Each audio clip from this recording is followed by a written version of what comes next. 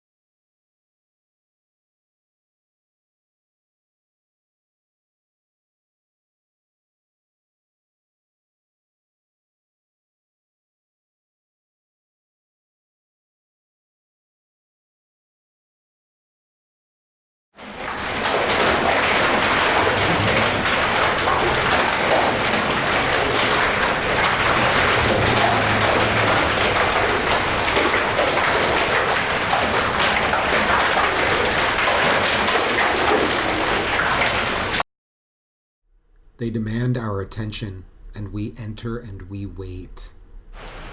A factory of water that sprouts awareness, education, and the pure bliss of a splashing corridor.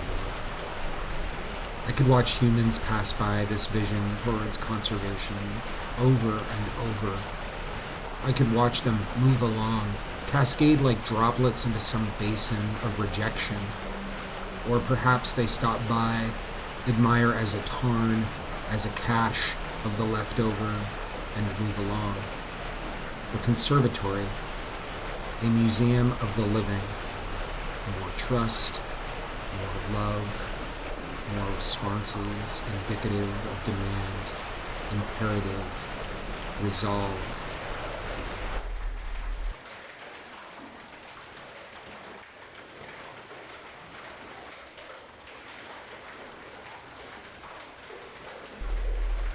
The most startling quality? What we place over the core identity, the core message. We cover ourselves and our lives and the truth up with decoration faster than the beat of the tongue on the roof of the mouth, faster than a single word, covered in moonlight or the fatigue of the sun as another day passes, and we must reinvigorate our experience. Calmly, splash, shatter of liquid, present enough to touch, present enough to coat the body, the camera, the phone, glasses, purses, the paths to our collective futures of transience, of an abyss worth living through to grind surplus into the dust of departure.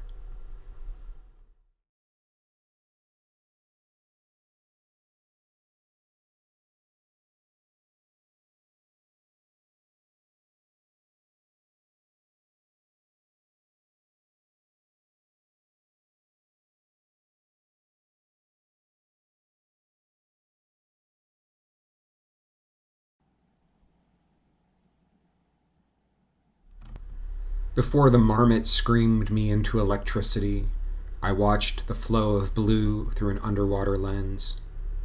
The capture of light in the process of refraction, muddy and undeniably instant. The present moment, at least as far as water goes, is a shockingly muted experience.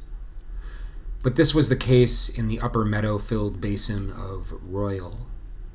I have memories as a child on the Atlantic coast, southern Maine specifically, where the waves would throw me around like a bundle of rags, and I would see black and green and white and silver as my crushed body struggled to make sense of tumult and torment, to give form to the instant, an instant so extreme that form was its opposite. Royal Basin, though, where Amy meditated and I imagined more bears, and the edge of the peaks looked down like wizards burying their rituals into my shoulders, my back, the upper tip of my spine, energy slowly spreading through, like snowmelt pushing down mountainside steadily, methodically. That is, of stead and method, and me, the onlooker, in awe. I think of the source and urge myself to remain cordial. Past days, I would jump into those glacial waters, emulating sage or celebration. Now I stare and grow fond of the chance to be amazed at a stillness created by the infinity, the water that can remain the ideal while we still have time.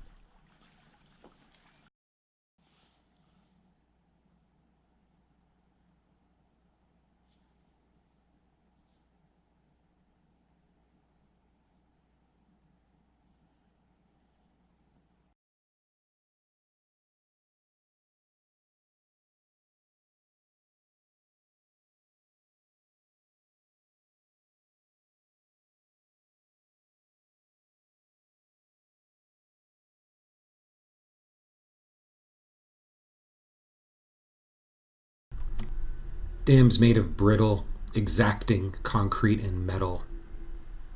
The resort that houses a semblance of menial organization amidst a system of ecstatic beauty. The towering giants with names I'll never remember and shapes that change in my dreams. The listless ripples that etch into the topography like scales on the limbs of a myth. It is in the North Cascades that love breaks apart into reality, and vice versa. It is in the North Cascades that the slices of nature afford us with breath and breeze, and there is just as much ordinary as exceptional. Ross Lake holds the footprint together. It is the instrument we have earned through preservation and attentiveness, and it is shrinking. Seeing 10 to 20 feet less of a lake for the first time, after many visits, provides a hollowing sense of fear and an indignation so human it feels unique, untrue, questionable. There are many causes for less water, and the ecology is difficult to pair with witness. But there are moments that trigger an awareness of spectrum, and that spectrum is the development of the relationship with the many possibilities. Staring down at the lake several years ago, I imagined swallowing the entire thing in a single gulp. It might be that that gulp is ongoing, now and into the future, and the swallowing involves savoring the benefits through to exhaustion. 10 to 20 feet lower, and my breath still wavers, my mind still feathery and bracing for tragic circumstances amidst awe. And regardless, there is readiness to be able to receive and to do it gently. That might be what is owed before the ends and the retributions.